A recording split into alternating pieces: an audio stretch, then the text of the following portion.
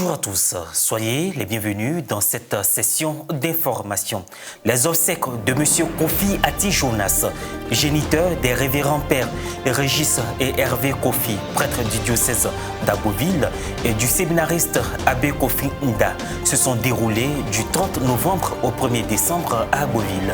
La cérémonie a été marquée par la levée de corps, l'office des défunts et la veillée religieuse à la paroisse Saint-Augustin. Le point dans un instant.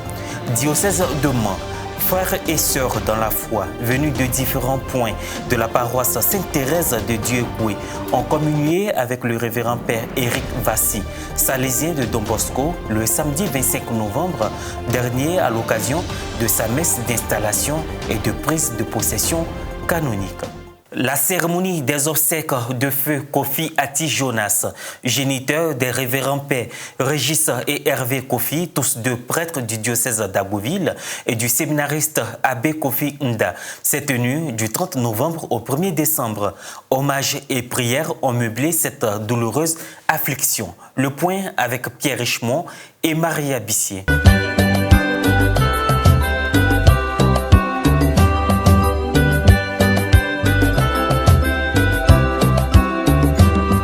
C'est le dimanche 15 octobre dernier que s'est endormi dans l'espérance de la résurrection M. Kofi Ati Jonas, géniteur des pères Régis Kofi, vicaire à la paroisse Sacré-Cœur de Ndossi, Hervé Kofi, vicaire à la paroisse Sainte-Marie d'Adzopé, tous deux prêtres du diocèse d'Abbeville, sans oublier l'abbé Nda Kofi, séminariste.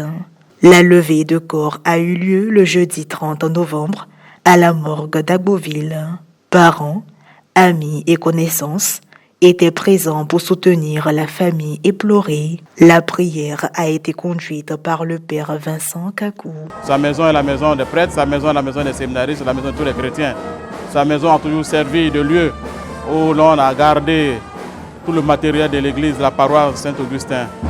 Ce départ nous attriste, mais dans l'espérance de la résurrection, nous ne pouvons qu'être forts, soutenus par notre foi et savons qu'il est dans la félicité de Dieu. Dans la soirée, il y a eu d'abord l'office des défunts à la paroisse Saint-Augustin, en présence de l'ordinaire du lieu, son Excellence Monseigneur Alexis Touablé-Youlot. L'office a été présidé par le diacre, l'abbé Tano Habib.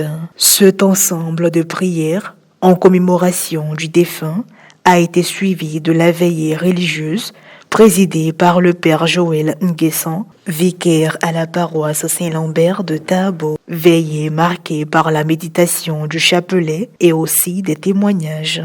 Quand il allait au travail, qu'il y rentre, même quand il est fatigué, il reste avec nous au salon pour prier la prière familiale. Je te dis merci de façon particulière pour tout ce que tu as été pour nous et pour ce que tu es pour nous. De là où tu es, prie Dieu pour nous, pour que nous aussi, nous découvrions le sens de notre existence et la valeur de notre mission sur cette terre. Tu n'as pas semé en vain, tu as semé sur de bonnes terres. Dans l'exhortation qu'il a donnée, le père Christ Emmanuel Onyoui, curé de la paroisse Immaculée Conception d'Atobrou, a exhorté l'Assemblée à l'espérance. Nous devons croire qu'après cette vie, il y a le jugement et il y a la récompense pour ceux qui ont été fidèles. Car la vie des justes est entre les mains de Dieu. Frères et sœurs, sommes-nous des justes? Bien malin celui qui lèverait la main pour dire « je suis juste ». Avons-nous quelque chose à nous reprocher? Il est temps. Il est temps, en priant pour notre frère Jonas, il est temps également que nous puissions contempler ce cercueil et regarder celui qui est à l'intérieur et nous dire, mais il n'y a même pas 2 mois de cela, nous étions ensemble. Et voilà qu'il est là devant nous. Peut-être que demain nous serons là. Alors frères et sœurs, il est temps de revenir à Dieu. Il est temps de disposer nos cœurs. Il est temps de nous séparer des vaines gloires. Il est temps de nous séparer de tout ce qui pourrait nous empêcher d'avoir part à l'héritage de Dieu. Maria gracia plena, Ave, Ave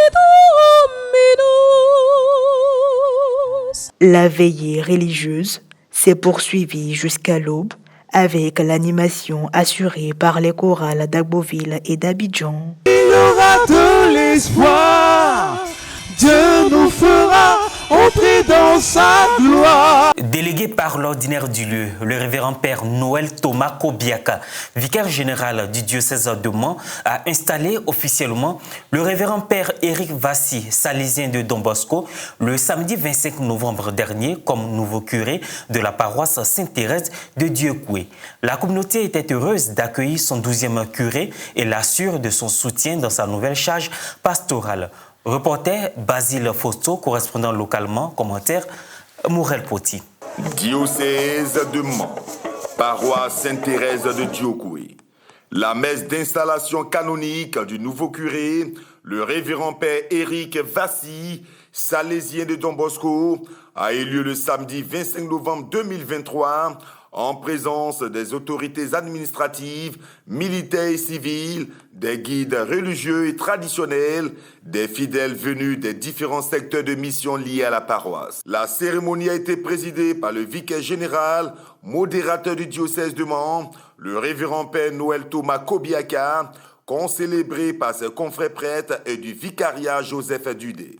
Au début de la cérémonie, le révérend père Noël Thomas Kobiaka a lu la lettre de nomination du père Éric Vassi comme nouveau curé. Au cours de son homélie, le père Noël Thomas Kobiaka a invité le révérend père Éric Vassi à s'engager à la construction et à œuvrer au développement de la paroisse. Père Éric Vassi, c'est à vous qu'est confiée la gestion de cette maison de Dieu ici, à la paroisse Sainte-Thérèse de Dieucoué, la ville sur le dos d'éléphant. Prenez soin de cette maison, à la fois spirituelle et physique. Dans ce jour solennel de votre installation, de vous rappeler votre mission au cœur de cette communauté brave et dynamique.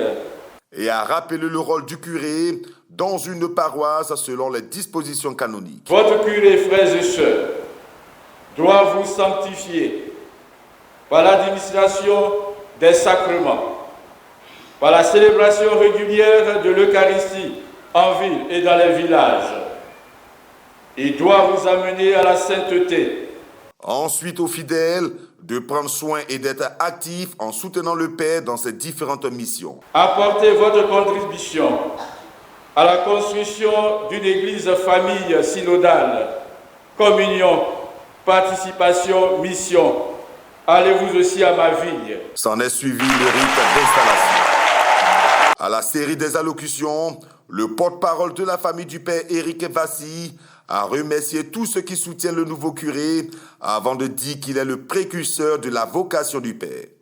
Celui que vous voyez, je l'ai pris par la main comme ça en 97 pour l'envoyer à l'église catholique, à la chapelle Saint-Augustin du lycée moderne de Mans. Monsieur le préfet vous demande de faciliter la mission du père curé. Impression au thème de la messe d'installation et de la prise de possession canonique. C'est un honneur qui m'a été fait et je suis arrivé, j'ai vu cette grande mobilisation. Je pars satisfait, réconforté que le Père est dans de bonnes mains ici à Dieucoué. C'est une action de grâce et je confie cette portion au Seigneur, ce que le Seigneur m'a donné, je lui remets afin qu'il soit au cœur de la mission que nous allons faire ici à Dieucoué. Je remercie toutes les personnes qui sont venues aujourd'hui pour me soutenir et pour soutenir l'Église. Le révérend père Éric Vassi, salésien de Don Bosco, est le 12e curé de la paroisse Sainte-Thérèse de Dieucoué. Suivant les ordres de son évêque, Monseigneur Gaspard Bébigneba, le père Vassi a désormais le devoir de veiller sur ses fidèles et œuvrer pour le développement de la paroisse. Et pour finir, la chorale Christ-Roi de l'univers de la paroisse éponyme de Bingerville a célébré le dimanche 26 novembre dernier en la solennité du Christ-Roi de l'univers ses 15 ans d'existence. Ce jubilé de cristal, ponctué par l'envoi en mission des nouveaux et anciens ministres de la Sainte Eucharistie, a été présidé en présence de la communauté chrétienne. Nous y reviendrons dans nos prochaines éditions. Fin de cette édition. Merci de l'avoir suivi. Excellente suite de nos programmes sur Ecclesia TV.